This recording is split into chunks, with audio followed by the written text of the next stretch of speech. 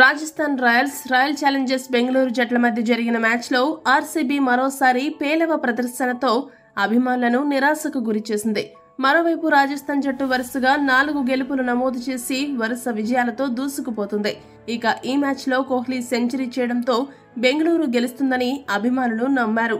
కానీ రాజస్థాన్ జట్టులో బట్లర్ సరైన సమయంలో ఫామ్లోకి వచ్చి బెంగళూరు గెలుపుని అడ్డుకున్నాడు. మరోవైపు బెంగళూరు బౌలర్లు కూడా దారుణ ప్రదర్శన చేసి రాజస్థాన్ గెలుపుని సులభం చేసేశారు. ఇక మ్యాచ్ ఓటమిపై ఆ జట్టు కెప్టెన్ డూప్లెసిస్ మాట్లాడుతూ ఏమన్నాడంటే, మొదటి ఇన్నింగ్స్లలో వికెట్ చాలా నెమ్మదిగా ఉంది. మ్యాచ్ సాగే కొద్దీ మెరుగైంది. అందుకే నేను కోహ్లీ నెమ్మదిగా ఆడాము. ఈ పిచ్ పై 190 అనేది మంచి స్కోర్ అనుకున్నాను.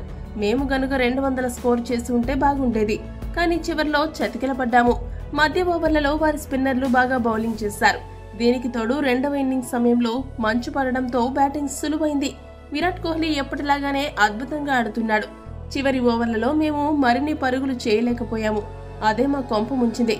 దీనికి తోడు మా స్పిన్నర్లు కూడా అనుకున్నంత బాగా బౌలింగ్ చేయలేదు. ఇద్దరు రైట్ హ్యాండ్ బ్యాట్స్మెన్ బ్యాటింగ్ చేస్తూ ఉండడంతో మ్యాక్స్వెల్ తో బౌలింగ్ చేయించాల్సిన అవసరం రాలేదు. అందుకే అతనికి బౌలింగ్ ఇవ్వలేదు.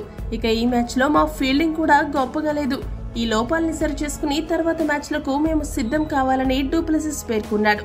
ఈ వీడియో కనుక మీకు నచ్చినట్టయితే లైక్, షేర్, కామెంట్ చేయండి. మరిన్ని స్పోర్ట్స్ అప్డేట్స్ కోసం మా ఛానల్ ను సబ్స్క్రైబ్ చేసుకోండి.